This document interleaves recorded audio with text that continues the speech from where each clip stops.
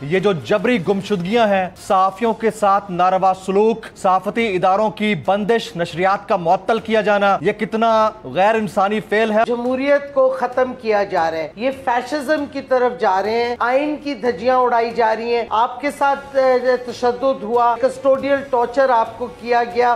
एक वक्त आता है जब रियासत को रोकना चाहिए और कहना चाहिए आप आइन की धज्जियां उड़ा रहे हैं, आप कानून के खिलाफ जा रहे हैं। जो डिस्कशन इस वक्त ज़बान आम है, a party without Imran Khan seems no party. -1 सवाल ही नहीं पैदा होता। और इमरान खान को अगर हटाने की कोशिश की इन्होंने, तो इमरान खान ने लोगों को रोका हुआ है। अभी तक लोगों का गुस्सा जो है वो कंट्रोल हुआ हुआ है क्योंकि इमरान खान ने उनको रोका हुआ है। हमारी पॉलिसी मदीना की रियासत पे है, अगर कुछ हुआ इमरान खान को तो इनकी जिम्मेदारी है। अब आपको लगता है नवाज शरीफ साहब पाकिस्तान वापस आ सकते हैं जिस तरह के दावे किए जा रहे हैं? आए और जेल में जाएं। कैप्टन सफदर साहब का बयान पढ़ रहा था कि नवाज शरीफ पाकिस्तान में आएंगे तो इमरान खान जेल जाएंगे। उनको समझ नहीं आ रही क्या करें। सब्सक्राइब करें और बेल दबाएं ताकि कोई खबर रह न जाए।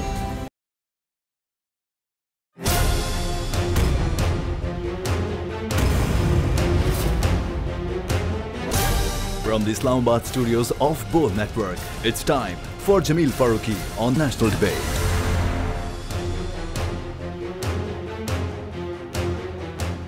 Good evening, welcome to national debate. मुल्की हालात अगर सहाफियों और अपोजिशन के लिए ठीक नहीं है तो मुल्की हालात अपोजिशन समेत गवर्नमेंट के लिए भी ठीक नहीं है। मुत्तहदा कौमी मूवमेंट, कराची की लीडिंग पार्टी, इसने गवर्नमेंट को फिर से आंखें दिखाना शुरू कर दी हैं। खालिद मकबूल सिद्दीकी साहब की शहबाज शरीफ साहब से मुलाकात हुई और इस दौरान उन्होंने अल्टीमेटम दे दिया कि अगर 8 दिन के अंदर अंदर उनके मुतालबात अगर नहीं माने गए तो वो हुकूमत से अलहदगी का ऐलान कर सकते हैं। यह माजी की तारीख है कि जब जब इस तरह की पार्टीज हुकूमत का हिस्सा रही हैं, अपने मुतालबात मनवाने के लिए वो तमाम तर काम करती रही हैं जिससे उनको फायदा होता रहा है। बात यहीं तक नहीं रुकती है, बड़े इंपॉर्टेंट बयानात हैं।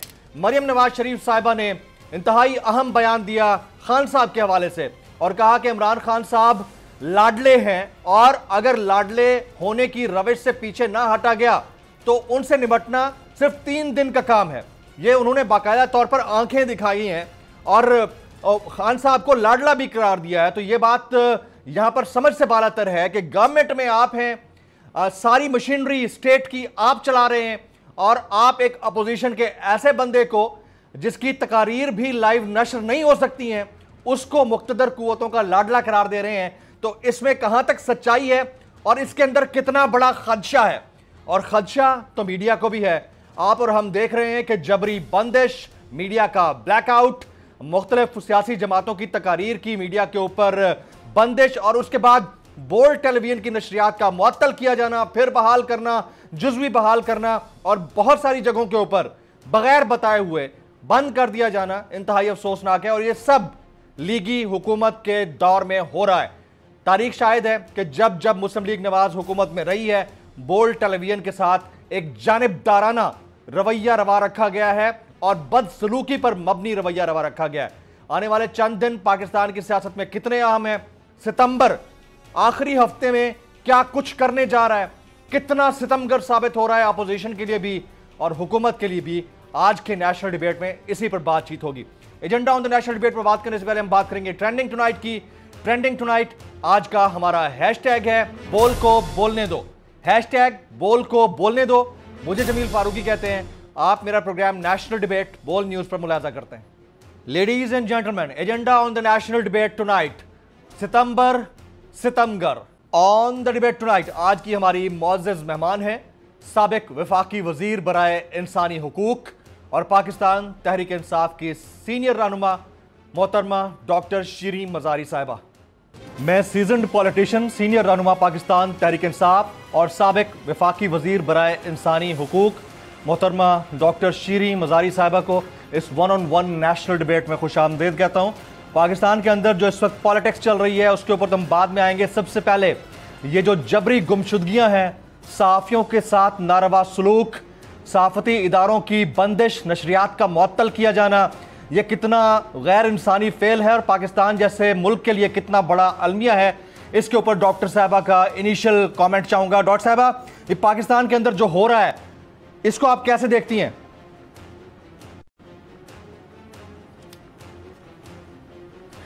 देखें, ये जमहूरियत को ख़त्म किया जा रहा है, ये फैशिज़म की तरफ जा रहे हैं, जिधर कानून की धज्जियाँ उड़ाई जा रही हैं, आइन की धज्जियाँ उड़ाई जा रही हैं। आपके साथ तशद्दुद हुआ, कस्टोडियल टॉर्चर आपको किया गया, शहबाज गिल के साथ कस्टोडियल टॉर्चर हुआ, बाकी जर्नलिस्ट के साथ किन्हीं को वायलेंस हुआ, याज अमीर के साथ हुआ, अरशद शरीफ को मुल्क छोड़ना पड़ा, समी इब्राहिम के साथ हुआ, मतलब इमरान रियाज खान के साथ हुआ, कि लिस्ट बढ़ती जा रही है। साथ हमारे पीटीआई के लोगों के साथ जो हो रहा है, सेनेटर सैफुल्लाह नियाज़ी के घर रेड किया गया, उनकी बीवी और बच्ची को मर्द घुसे उनके बेडरूम में, उनका फ़ोन बीवी का भी छीना। बीवी का क्या ताल्लुक़ है सियासत से? ये हर जगह तशद्दुद कर रहे हैं। ये इनको एक घबराहट सी हो गई है, क्योंकि इमरान खान और पीटीआई के साथ कौम खड़ी हो गई है इनके ख़िलाफ़, तो इनको ये इतना फ़िक्र और घबराहट हो गई है कि they have lost all sense of rationality. अब कोई अकल से काम नहीं ले रहे। ये एक फोर्स जो रियासत की ताकत की फोर्स है, वो अपने लोगों पे इस्तेमाल कर रहे हैं, और मैं समझती हूँ रियासत को ये नहीं करना चाहिए। अगर ये हुकूमत इस तरह की हरकतें कर रही है, तो एक वक्त आता है जब रियासत को रोकना चाहिए और कहना चाहिए आप आइन की धज्जियाँ उड़ा रहे हैं, आप कानून के ख़िलाफ़ जा रहे हैं। आप अंदाज़ा करें, इमरान खान को दहशतगर्द कह रहे हैं, क्यों? क्योंकि उन्होंने तकरीर में कहा कि हम लीगल एक्शन लेंगे डीआईजी और बाकी पुलिस अफसरान के ख़िलाफ़ जिन्होंने शहबाज गिल के साथ तशद्दुद किया, जो कि कानून के ख़िलाफ़ है। अब ये दहशतगर्दी हो गई है। ये हर चीज़ का मजाक उड़ा रहे हैं, कानून का तमाशा एक मचा हुआ है फैशिज्म का इस मुल्क में।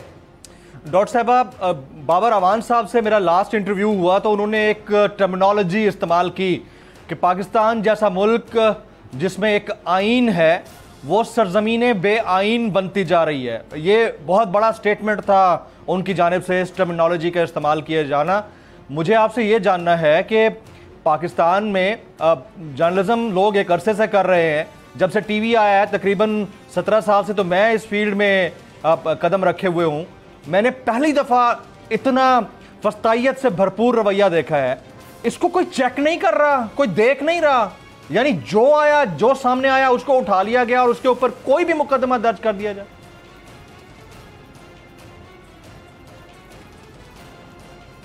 यही तो मैं कह रही हूँ, ये फैशिज्म की तरफ जा रहे हैं। आइन और जमहूरियत तो ख़त्म हो गई है इस मुल्क में। जिस तरीके से जब इनका दिल करे पैमरा से सस्पेंड करा देते हैं टीवी चैनल्स को। क्यों करते हैं? क्योंकि एक सबसे पॉपुलर पार्टी जिसका सबसे ज़्यादा पूरे मुल्क में सपोर्ट है, उनका लीडर जलसा एड्रेस कर रहा है या प्रेस कॉन्फ्रेंस कर रहा है, तो इन्होंने चैनल सस्पेंड कर दिए, कभी 3 दिन कभी महीनों सस्पेंड रहते हैं। ये अजीब और गरीब चीज़ है कि कोई रुकावट नहीं है, अन्नी मची हुई है। मैं समझती हूँ जो हमारे सुपीरियर कोर्ट्स हैं, इनको एक्शन लेना चाहिए सुओ मोटो। कहीं तो आके किसी ने तो एक स्टैंड लेना है कि बस आप ये बहुत हदें पार कर गए हैं, आप जमहूरियत की धज्जियाँ उड़ा रहे हैं, आप बस करेंगे, नहीं कर सकते। और साथ देखें, जिधर उनको काम करना चाहिए, फ्लड आया हुआ है, फ्लड की कोई पॉलिसी नहीं है इनके पास कि किस तरह फ्लड के जो विक्टिम्स हैं उनको कैसे इमदाद दी जाएगी, क्या पॉलिसी होगी आगे, रीबिल्डिंग कैसे होगी, रिकंस्ट्रक्शन कैसे होगी, जिनके घर तबाह हो गए आप कैसे घर फिर से बनाएंगे, कोई नहीं है। जब कोविड आया था, हमारी हुकूमत ने इमीडिएटली एक पॉलिसी बनाई जो कि पूरी दुनिया ने तस्लीम की कि हम उन 3 ममालिक में थे दुनिया में जिन्होंने अच्छी तरह कोविड को टैकल किया। इनके पास कुछ है ही नहीं, मईशत की तबाही हो रही है, ये इनको नहीं पता, रुपया गिरता जा रहा है इतनी तेज़ी से। हालांकि कह रहे थे जी IMF की डील हो जाएगी, IMF का पहला ट्रांच आ जाएगा, सब ठीक हो जाएगा।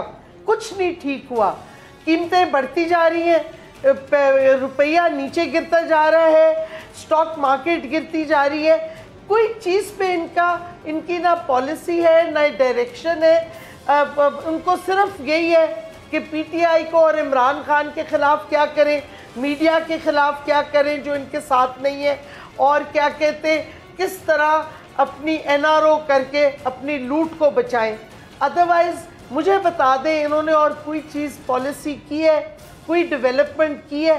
4-5 महीने हो गए हैं, मुल्क में एक तबाही मची हुई है और ये कुछ कर नहीं पा रहे, ना करने चाह रहे। हाँ, इनके डेलीगेशन बैरूनी मुल्क के दौरे पे दौरे लगा रहे हैं, 20-20 मेंबर का डेलीगेशन जा रहा है जिनको जाने की ज़रूरत नहीं है, लेकिन काम कुछ नहीं हो रहा ऑन द ग्राउंड। और ये फैशिज्म हो रही है, अपने जितने इनके सियासी अपोनेंट्स हैं या मीडिया है उन पे तशद्दुद करते जा रहे हैं और ये समझ रहे हैं इनसे ये बच जाएंगे, इनको पता नहीं हुकूमत में रह जाएंगे अगर ये तशद्दुद करते गए। वक्त आ गया है कि जो लोग इनको लाए थे पावर में वो अब इनको रोकें और कुछ एहसास उन लोगों को होना चाहिए मुल्क के साथ क्या तबाही कर रहे हैं। राइट डॉक्टर साहबा, आपने अभी सैलाब की बात की, एक बड़ी आफत है और इंटरनेशनली बड़ी इमदाद पाकिस्तान के अंदर आई है। आप साबिक काबीना का हिस्सा रही हैं, बड़े इंपॉर्टेंट मामलात को आप देखती रही हैं। इतने बड़े तादाद में लोगों की जानिब से इमदाद देना, इदारों की जानिब से, इंटरनेशनल NGOs की जानिब से, और ऐसी हुकूमत को जिसके ऊपर IMF और वर्ल्ड बैंक दोनों का मिसट्रस्ट है, खुलकर उन्होंने कहा कि क्रेडिबल गवर्नमेंट नहीं है। आपको लगता है कि इमदाद दुरुस्त जगह पर इस्तेमाल होगी? डॉक्टर शीरी मज़ारी साहिबा।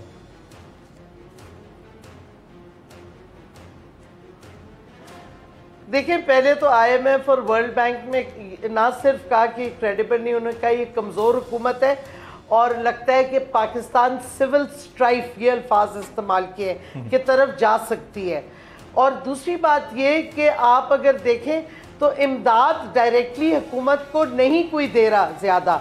आप देखें कनाडा UN के थ्रू दे रहा है, बाकी भी डोनर्स या NGOs को दे रहे हैं या UN के थ्रू दे रहे हैं या इंटरनेशनल NGOs के थ्रू दे रहे हैं। तो इस, और आपने आज पता नहीं बट एक अखबार एक्सप्रेस ट्रिब्यून में खबर आई है कि PPP के एक जो लेजिस्लेटर हैं उनके घर से इमदादी सामान जो जाना था उन्होंने कब्जा करके रखा है और पकड़े गए हैं। वो देखिए उनके घर पे जब रेड हुआ है, तो ये तो PP सिंध में हालात हैं। हाँ, तो ये इस हुकूमत पे कोई ट्रस्ट नहीं कर रहा, इसी वास्ते डायरेक्टली इनको इमदाद नहीं आ रही, बल्कि इमरान खान ने जो 2 टेलीथॉन किए हैं उसमें इमदाद डायरेक्टली इमरान खान के कहने पे डोनेशंस आ रही हैं, क्योंकि लोग इमरान खान पे ट्रस्ट करते हैं। उनको पता है ये पैसा इनके फॉरेन बैंक अकाउंट्स में नहीं जाएगा, लोगों पे इस्तेमाल होगा। ये फ़र्क है और अब अफसोस है कि पाकिस्तान की ये लोग इतनी बदनामी कर रहे हैं और इनके अपने जो हमारे फ्रेंडली कंट्रीज़ हैं वो भी इनको फाइनेंशियल एड और असिस्टेंस नहीं दे रही। डॉक्टर साहबा, रिजीम चेंज ऑपरेशन की आप लोग बात करते हैं और उसकी जो बुनियादी वजह बनी, क्योंकि 9 और 10 अप्रैल की दरमियानी रात मैं भी वज़ीर आज़म हाउस में था उस वक्त जब ये सब कुछ हो रहा था, और हम वो तकरीबन 7-8 एंकर्स हैं जो ज़ेर अताब भी हैं मुसलसल इस हुकूमत की वजह से, हालिया हुकूमत की वजह से। तो अब प्यूटिन शहबाज मुलाकात हुई है और फिर गैस पाइपलाइन के हवाले से बातें सामने आ रही हैं। अगर अभी ये करना था तो उस वक्त क्यों नहीं कर लिया गया? एक तो इसके ऊपर कमेंट कर दीजिएगा। दूसरा ये कि जब ब्लॉक में जाना नहीं है तो फिर फायदा किस तरह उठाया जाएगा?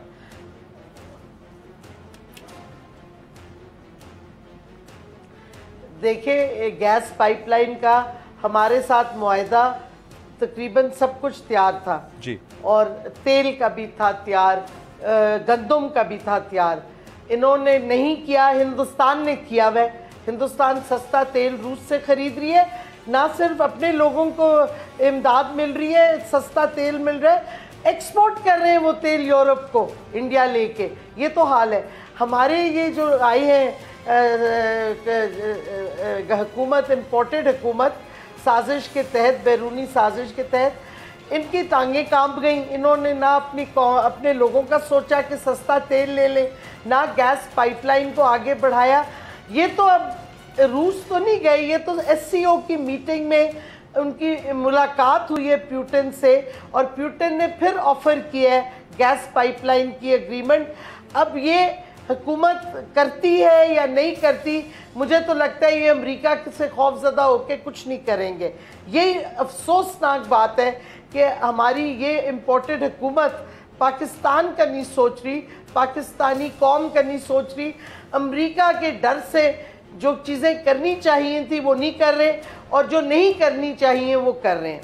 डॉक्टर साहबा, अब ये तो एक इंटरनेशनल सिनेरियो जो बनता है, डेवलप होता है, ज़ाहिर है उसमें तमाम स्टेट एक्टर्स काम कर रहे होते हैं, तब जाकर कहीं पर कुछ डेवलपमेंट होती है, और उसके बगैर हो भी नहीं सकती पाकिस्तान की तारीख शायद है। लेकिन जो पाकिस्तान के अंदर हो रहा है वो भी कोई कम इम्पॉर्टेंट नहीं है। इमरान खान साहब के ऊपर ATA के तहत मुकदमा, फिर इस्लामाबाद हाई कोर्ट ने कह दिया कि ये वाली दफ़ात नहीं लग सकती, तकरीर में थोड़ी सख्ती थी लेकिन ये दफ़ात नहीं लग सकती। But having said this all, जो डिस्कशन इस वक्त ज़बान-ज़द-ए-आम है इस्लामाबाद के लोकल कॉरिडोर्स के अंदर लोगों के दरमियान, वो ये कि -1 खुदा ना ख्वास्ता हो सकता है। A party without Imran Khan seems no party. आप इससे एग्री करेंगे सर?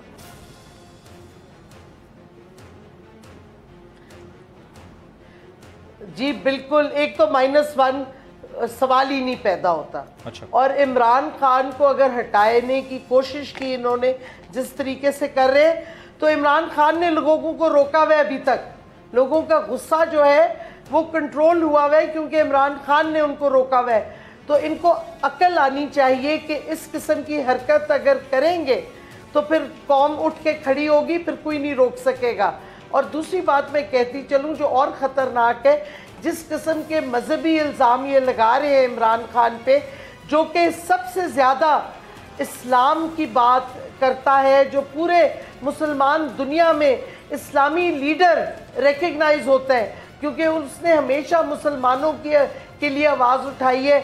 UN में 15 मार्च एंटी इस्लामोफोबिया दिन अब मनाया जाएगा, और ये इमरान खान का इनिशिएटिव था। जिधर वो जाते हैं वो इस्लामोफोबिया के ख़िलाफ़ बोलते हैं। हमारी पॉलिसी जो है वो मदीना की रियासत पे है, और ये कोई नई चीज़ नहीं है। इमरान खान जब से पार्टी बनी है उस वक्त से ये बातें कर रहे हैं। तो मैं समझती हूँ ये ख़तरनाक जान के शरारत जो की है PMLN ने, ये सरासर गलत की है।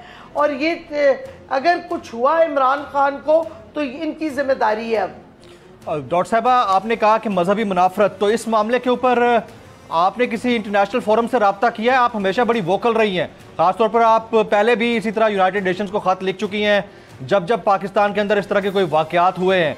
तो अब अगर नेशनल ब्रॉडकास्ट यानी सरकारी TV के ऊपर इस तरह के कमेंट्स जारी करके ऐसा सेंटिमेंट डेवलप करने की कोशिश की जाती है, तो आपने किसी इंटरनेशनल फोरम से रब्ता किया है इसके ऊपर डॉक्टर साहबा? हम अभी सारे एक्शन देख रहे हैं। पहले तो सबसे हम इनके खिलाफ FIR काटेंगे, जावेद लतीफ़ के खिलाफ, मरियम औरंगज़ेब और MDPTV के खिलाफ, क्योंकि ये हेट स्पीच है और हेट स्पीच कानून में मना है, कानूनी ये जुर्म है। इस वास्ते हम इनके खिलाफ FIR कटवाएंगे, इनके अरेस्ट होंगे इंशाल्लाह। और ये FIRs आप देखेंगे ये एक जगह नहीं कई जगहों पे इनके खिलाफ अब कटी जाएंगी। फिर हम देखेंगे कि इंटरनेशनल ऑर्गेनाइजेशंस को किस तरह हमने लिखना है। ऑलरेडी हमने उनको लिखा हुआ है कस्टोडियल टॉर्चर पे, हमने उनको लिखा है मीडिया की फ्रीडम ख़त्म करने पे। तो मैं समझती हूँ इंटरनेशनल ऑर्गेनाइजेशंस अब पाकिस्तान पे काफ़ी फोकस कर रही हैं। और इनको आपको पता है ह्यूमन राइट्स वॉच और एमनेस्टी ने तो पहले भी स्टेटमेंट्स दिए हैं प्रेस फ्रीडम के और कस्टोडियल टॉर्चर के ख़िलाफ़। तो ये बार बार पाकिस्तान की बदनामी ये करना चाह रहे हैं। मुझे नहीं समझ आती क्यों करना चाह रहे हैं, इनको इतना खौफ क्यों आ गया है। अगर इनमें हिम्मत है तो लोगों के पास जाएं। हम तो कहते हैं वाहिद हल है इस सारे हालात का वो है कि फेयर और फ्री इलेक्शन जल्द अज जल्द हो। तो ये क्यों खौफजदा हो गए हैं? ये समझते हैं अगर कुछ महीने और ये काटेंगे तो एकदम से कौम इनकी तरफ आ जाएगी, जो इनकी हरकतें हैं हाँ। और जो मईशत की तबाही होती जाएगी और बढ़ती जाएगी। इनके पास तो कोई एक वोट नहीं इनको मिलने वाला। डॉक्टर साहब आपकी इजाज़त से मैं एक यहाँ पर ब्रेक शामिल करना चाहूँगा। बहुत ब्रेक का वक्त हुआ जाता है। डॉक्टर साहबा ने बड़ी ज़बरदस्त बात की, इस हवाले से इन्होंने एक ट्वीट भी किया था कि पाकिस्तान की जो पिघलती मईशत है उसकी वजह से पाकिस्तान दिवालिया हो रहा है। बड़ा इंपॉर्टेंट ट्वीट। साथ साथ मरीम नवाज ने खान साहब को एक बार फिर लाडला करार दे दिया और फिर हमारी मुआज़्ज़ज़ अदलिया के ऊपर भी कमेंट कर गई हैं। तो फिर तौहीन का अगर मामला है तो उसके लिए तो फिर सारे बराबर होते हैं। इस पर बात होगी एक ब्रेक के बाद, साथ रहिएगा।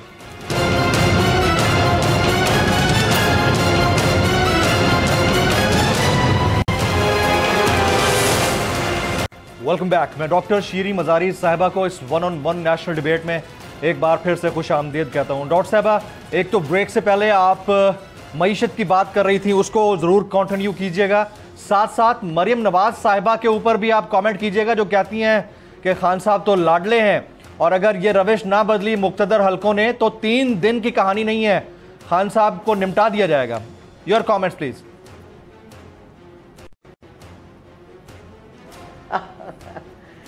देखिए, पागल औरत है, मैं उस पर क्या कहूँ। हर रोज़ कोई अजीबोगरीब बयान दे देती है, खुद कॉन्विक्ट है, बेल पे है, अब होश करे, जिस तरीके से गुफ्तगू करती है वो, हम क्या इसको जवाब दें। एक वक्त आता है जब कोई लोग जब सठिया गया हो या जिसका दिमागी बैलेंस ही ना हो, उसको क्या हम करें। वो बस चीखती चिल्लाती रहती है, चीखने चिल्लाने दें उसे, क्या कर सकती है वो, कुछ भी नहीं कर सकती। राइट। अब मईशत के ऊपर आपने ट्वीट किया, आपने कहा कि जिस तरह मईशत हमारी पिघल रही है, हमारी जो इकॉनमी है या हमारा मुल्क जो है वो दिवालिया हो रहा है। इसके ऊपर ज़रा इसकी वजाहत कर दीजिएगा कि कैसे, किस कॉन्टेक्स्ट में आप कह रही हैं।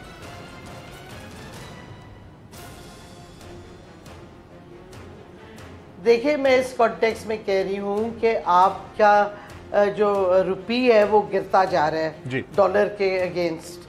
आपकी कोई कंट्रोल नहीं है, आपकी फैक्ट्रीज बंद हो रही हैं क्योंकि आपकी बिजली नहीं मिल रही, गैस नहीं मिल रही सही क्या, और आपकी अनएम्प्लॉयमेंट बढ़ती जा रही है, फैक्ट्रीज बंद हो रही हैं। फैसलाबाद में आप हाल देख रहे हैं, स्पिनिंग लूम्स वगैरह का क्या हाल है। आपकी एक्सपोर्ट्स आपके ख़त्म हो चुके हैं प्रैक्टिकली। आपकी कहीं जिधर देखें आम जो फूड इनसिक्योरिटी हो गई और अब फ्लड्स के बाद और ज़्यादा होगी। लोगों के पास बिजली के बिल पैसे देने के लिए नहीं है, बिजली के बिल देने के लिए आपने बिजली की बिल की कीमतें इतनी बढ़ा दी हैं और आप फ्रॉड इतना करते हैं। पहले आपने कहा कि 300 यूनिट से कम जो करेगा उसको वो FPA नहीं लगेगा, टैक्स नहीं लगेगा। फिर आपने कहा कि नहीं टैक्स लगेगा लेकिन पोस्टपोन कर दिया, डिले करके लगेगा। ये क्या आप रिलीफ दे रहे हैं? ये कोई हर जगह आप देखें चीज़ें, खाने पीने की कीमतों की जो कीमतें बढ़ती जा रही हैं, कहीं किसी को रिलीफ नहीं मिल रहा। मईशत का तबाही हो रही है। जब तबाही होगी आप अपने कर्जे नहीं दे पाएंगे। आपने इतना जल्दी कर्जा अपने बढ़ा लिए तो आप कैसे, मुल्क डिफ़ॉल्ट की तरफ तो अभी भी जा रहा है, आप रोक नहीं पा रहे इस डिफ़ॉल्ट को।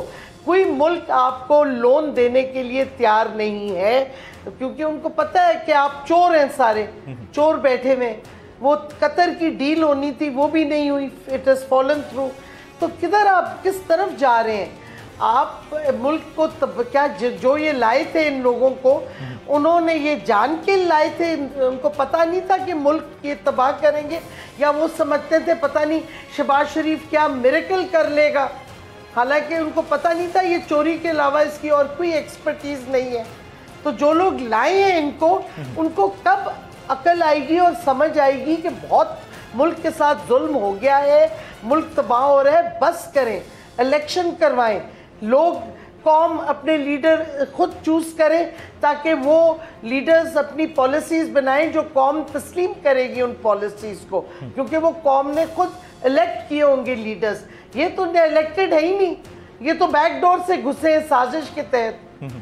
डॉक्टर साहब, कल चारसद्दा में खान साहब जलसे से खिताब करेंगे, ये फरमाइएगा कि कोई बड़ा ऐलान हो सकता है, क्योंकि पब्लिक काफ़ी दिनों से, आम लोग काफ़ी दिनों से ये एक्सपेक्ट कर रहे हैं कि खान साहब कब कॉल देते हैं, और बार बार वो ये कह भी रहे हैं कि मैं आखिरी कॉल सितंबर के अंदर ही दूंगा।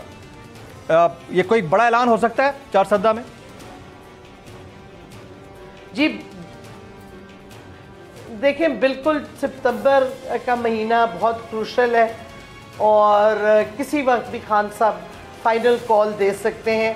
कल पहले ये मैं बताती जाऊँ, खान साहब पहले चरसदा में फ्लड इफेक्टीज़ के पास जाएंगे, उनको इमदाद देंगे, फ्लड का देखेंगे, फिर जलसा गाह में जाएंगे।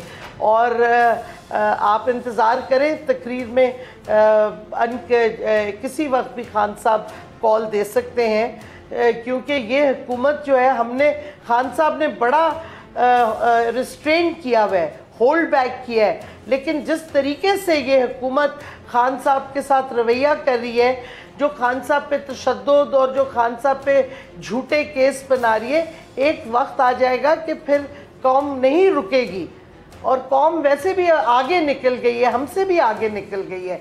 ये तो खान साहब की लीडरशिप है जिसने कौम को रोका हुआ है कि कोई ऐसी चीज़ ना करे। फ्लड्स भी आए हुए हैं इस वक्त, मुल्क की बहुत मुश्किल हालात है, लेकिन एक हद होती है। अगर आप हमें दीवार के साथ लगाएंगे तो फिर वापस रिएक्शन तो आएगा।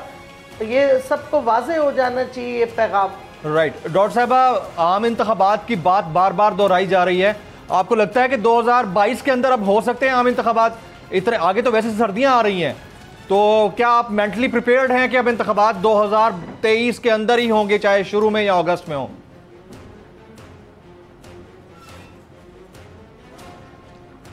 हम समझते हैं कि इस साल के ख़त्म होने से पहले इंतखाबात होने चाहिए। अगर ये नहीं करते तो फिर मुल्क के बहुत ही और भी बुरे हालात हो सकते हैं। और मैं समझती हूँ कि हम अगर डिफ़ॉल्ट की तरफ चले गए, क्योंकि मईशत इनसे कंट्रोल नहीं हो पा रही, इनकी बिल्कुल ये बेबस है, इनको पता नहीं करना क्या है। असल मसला तो ये 70-80 मेंबर काबीना बना बैठे हैं, लेकिन इनको समझ नहीं आ रही क्या करना है, क्योंकि इनका फोकस ही और चीज़ों पे फोकस है कि पीटीआई और इमरान खान को ख़त्म किया जाए। इनका फोकस है कि हमारी सारी लूट घसूट बचाई जाए, एनआरओ और मिल जाए। तो इनका तो यही फोकस है, क्योंकि इनकी सारी दौलत बाहर है मुल्क से, इनके फैमिलीज़ बाहर बैठे हैं, बच्चे बाहर हैं, इनका इस मुल्क के साथ लगाव ही नहीं है। जब पावर आना होता है तो आ जाते हैं वापस। लेकिन डॉक्टर साहबा, कता कलामी की माजरत चाहूंगा, 2022 में प्रैक्टिकली पॉसिबल है कैसे इंतखाबात? मतलब मुझे ये समझ नहीं आती। चलें, अगर ऐलान की हद तक हो तो समझ में आता है कि ऐलान इन्होंने कर देना है, इन केस अगर ये करते हैं, लेकिन प्रैक्टिकली पॉसिबल कैसे है? आगे सर्दियां आ रही हैं, ऊपर से ये सैलाब वाली आफत आई हुई है, हमें प्रैक्टिकल भी तो होना चाहिए ना डॉक्टर साहबा? देखें अगर अब ये अनाउंस करते हैं तो दिसंबर तक होंगे, 3 महीने तो केयर टेकर आएगी, लेकिन मूवमेंट तो शुरू होगी ना कि इलेक्शन हो रहे हैं। ये तो चोर जाएंगे ना, क्या कहते, केयर टेकर हुकूमत आएगी। तो ये तो अनाउंस करें, क्योंकि ये चोरों से तो नहीं हम गुजारा कर सकते जो इन्होंने तबाही मचा दी है 4-5 महीनों में। इससे ये तो इनके अगर जितनी देर ये रहेंगे मुल्क डूबता जाएगा। तो केयर टेकर आए, उसके बाद इलेक्शन हो। अभी हाल ये है, और इस पर मैं इलेक्शन कमीशन पे आती हूँ कि ये इतना बायस्ड और नॉन क्रेडिबल इलेक्शन कमीशन है। कभी इलेक्शन पहले उन्होंने कहा जी पंजाब में कि लोकल बॉडी इलेक्शन कराओ, साउथ पंजाब में तो फ्लड में डूबा हुआ है, लोकल बॉडी इलेक्शन कैसे होंगे? 2 दिन बाद उन्होंने कहा जो 11 हलकों में बाय इलेक्शन होने था वो पोस्टपोन कर दिया फ्लड की वजह से। अब कोई समझ आती है कि ये किधर जा रहे हैं? लोकल बॉडी करवा लें जिधर फ्लड आए हुए, जिधर फ्लड नहीं आए हुए। एक्चुअली वो 11 हलकों में वो ऐसी जगहों पे जिधर फ्लड नहीं है, वो पोस्टपोन कर दिए। अब फिर अनाउंस कर दिया कि 9 हलकों में इलेक्शन होगा। ये तो मैं मतलब है कोई किस तरह ये चला रहे हैं मुल्क। ये इलेक्शन कमीशन क्या करने को जा रही है? मतलब कोई समझ नहीं आ रही। कोई कानून होता है, कोई तरीक़ेकार होता है, ये तो फ्री फॉर ऑल है, जिसकी मर्जी आए जो मर्जी कर दे। अजीब हरकतें कर रहे हैं। नहीं डॉक्टर साहब, एक तो पहले तो ये एक कमेंट कर दीजिएगा कि आप लोग क्या आने वाले दिनों में दोबारा से धरना दे सकते हैं जैसे 2014 में दिया गया था? एक तो पहले इसके ऊपर कमेंट कर दीजिएगा, उसके बाद में इलेक्शन कमीशन का बड़ा इंपॉर्टेंट पॉइंट है, उसके ऊपर मैं बाद में कमेंट लेता हूं। पहले ये बता दीजिएगा प्लीज।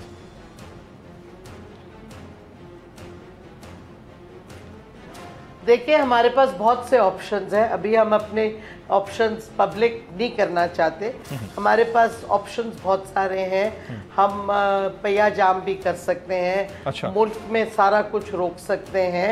हम इस्लामाबाद में सारी कौम को बुला सकते हैं।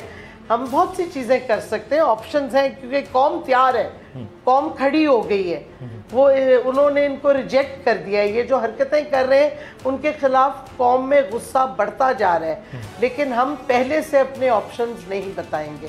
राइट। अगर इलेक्शन अनाउंस हो जाते हैं, आम इंतखाबात के लिए 3 महीने का इंटरम सेटअप आता है, उसके बाद इंतखाबात की तारीख के ऊपर अमल दरामद करवा के इलेक्शन करवाए जाते हैं। आप लोग चाह रहे थे कि इलेक्टोरल रिफॉर्म्स हों, ईवीएम आए, ओवरसीज पाकिस्तानियों को वोट देने का हक मिले। ये तमाम चीज़ें अभी तक नहीं हुई हैं डॉक्टर साहबा। इसके बावजूद अगर इलेक्शन की डेट अनाउंस हो जाती है, आप लोग इलेक्शन में चले जाएंगे?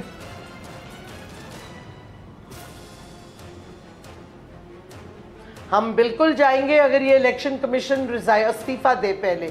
हमने ये भी कंडीशन रखी, क्योंकि इनकी तो क्रेडिबिलिटी ख़त्म हो गई है।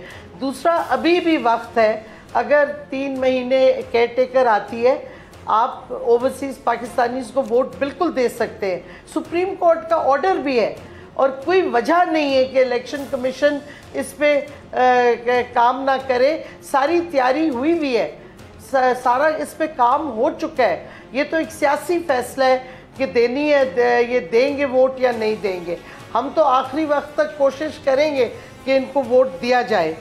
और क्या कहते हैं, ओवरसीज़ पाकिस्तानीज़, वैसे मुझे लगता है इस दफ़ा पाकिस्तान भी बहुत बड़ी तादाद में आएंगे वोट डालने, अगर इनको वोट आपने ना दिया। अच्छा, और अगर इलेक्शन कमीशन रिजाइन नहीं करता, यही वाला इलेक्शन कमीशन मौजूद रहता है, फिर आप लोग इलेक्शन में नहीं जाएंगे?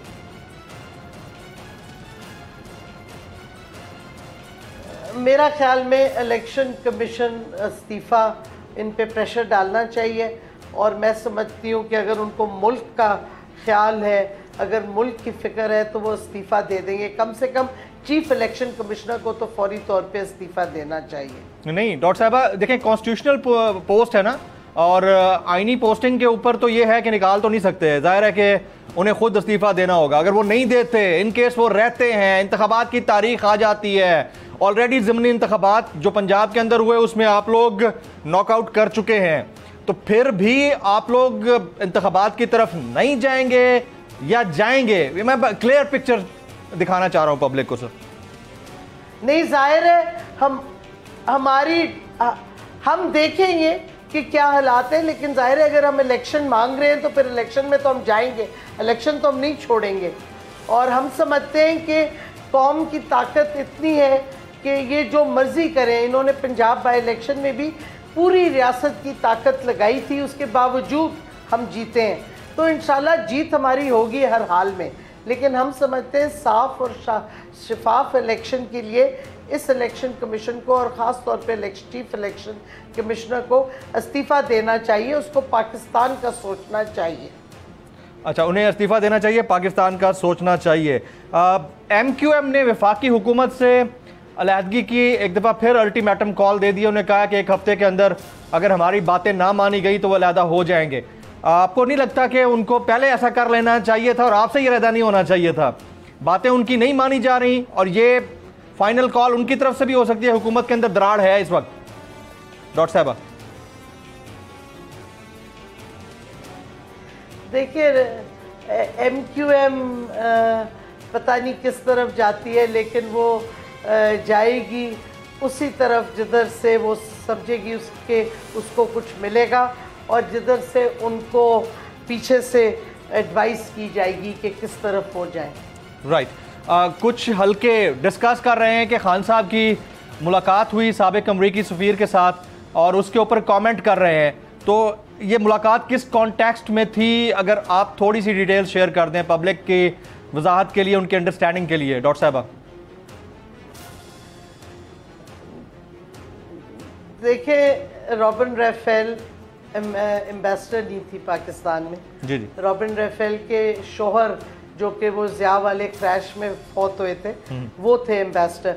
रॉबिन रेफेल काम करती थी अमेरिकन स्टेट डिपार्टमेंट के लिए भी और अमेरिकन हुकूमत के लिए भी।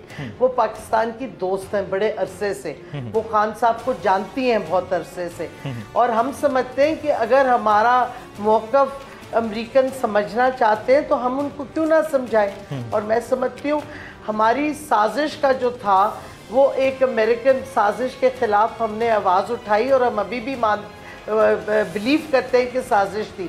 इसका ये मतलब तो नहीं कि हम अमेरिका से बातचीत नहीं करेंगे अगर वो करना चाहेंगे। वो आना चाहती थी, वो आके मिली, खान साहब ने तो नहीं अपॉइंटमेंट लेके गए मिलने के लिए।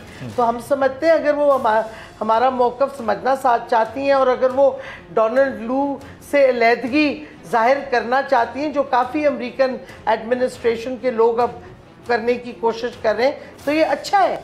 इसका मतलब है अमेरिका को एहसास हो रहा है कि उन्होंने गलत पॉलिसी अपनाई थी, जो साजिश की है हमारे खिलाफ, उसको उनको फ़ायदा नहीं मिल रहा। तो इस वास्ते हम तो अपना व्यू पॉइंट सबको देंगे, और अगर कोई हमसे मिलना चाहता है, कोई खान साहब से मिलना चाहता है, तो बिल्कुल उनको मिलना चाहिए, और वो खुद आते हैं खान के पास। आपको लगता है नवाज शरीफ साहब पाकिस्तान वापस आ सकते हैं जिस तरह के दावे किए जा रहे हैं नून लीग के हलकों की जानिब से?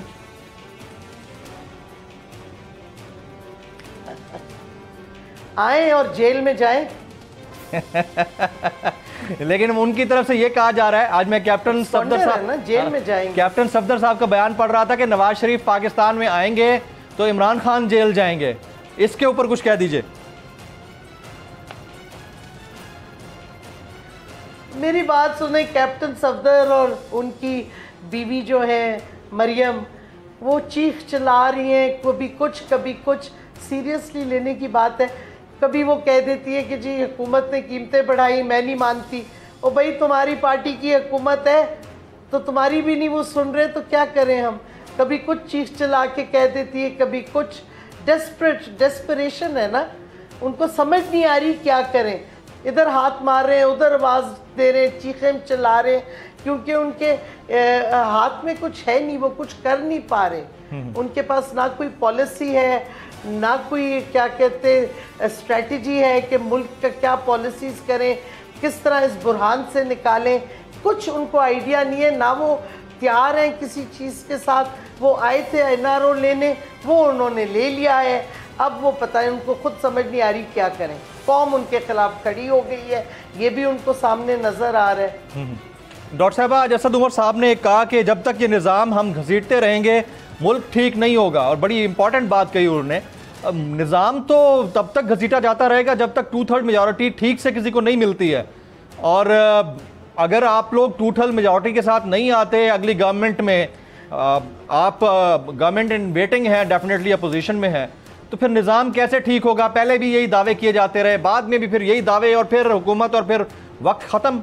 यही होता आ रहा है और यही होता रहेगा आगे। डॉक्टर साहबा नहीं, देखें, हमने काफ़ी कुछ फिर भी किया जो हमारा एजेंडा था। हमने काफ़ी कुछ अचीव किया है, ऐसे नहीं कि हम कुछ नहीं कर पाए, बट ये बिल्कुल दुरुस्त है। और हमने क्लियरली कहा है कि अगर हमने हुकूमत बनाएंगे अब तो 2/3 मेजॉरिटी से बनाएंगे। और इंशाल्लाह जिस तरीके से हालात जा रहे हैं और जिस तरीके से कौम खड़ी हो गई है, इमरान खान 2/3 मेजॉरिटी से ही अब जीत के आएगा अगला इलेक्शन। इमरान खान साहब 2/3 मेजॉरिटी से ही अगला इलेक्शन जीत के आएंगे। और अगर 2/3 मेजॉरिटी नहीं मिलती, गो के नज़र तो यही आ रहा है कि वो क्लीन स्वीप भी कर सकते हैं, नहीं मिलती तो आप लोग हंग पार्लियामेंट या गवर्नमेंट एक्सेप्ट नहीं करेंगे। डॉक्टर साहबा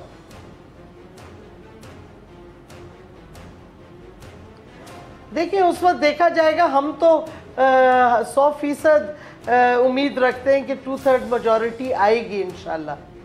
अच्छा, आप 100% यकीन रखते हैं कि 2/3 मेजॉरिटी आएगी। डॉक्टर साहबा, डॉक्टर शीरी मज़ारी साहबा, पाकिस्तान के सीजन्ड पॉलिटिशियन, साबिक वफाकी वज़ीर बराए इंसानी हुकूक, आपने एक्सक्लूसिवली 1-on-1 नेशनल डिबेट के लिए वक्त निकाला। आपका बहुत बहुत शुक्रिया। ख्वातीन और हज़रात, आने वाला जो एक हफ़्ता है, बल्कि 1.5 हफ़्ता, बड़ा इंपॉर्टेंट है पाकिस्तान की पॉलिटिक्स में।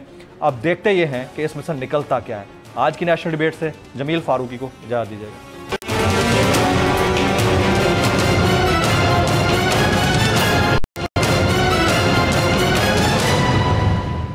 बोल किसी के भी दबाव में आकर अपने फैमिली मेंबर्स को अलहदा नहीं करेगा। बोल हमेशा आवाम की आवाज बनता रहेगा और आवाम के मसाइल दिखाता रहेगा। बोल की आवाम से खुसूसी दुआओं और साथ देने की अपील। सबसे ज्यादा व्यूज, सबसे ज्यादा रील्स और सबसे ज्यादा रेटिंग के साथ बोल अब भी नंबर 1 पोजीशन पर बरकरार। सब्सक्राइब करें और बेल दबाएं ताकि कोई खबर रह न जाए।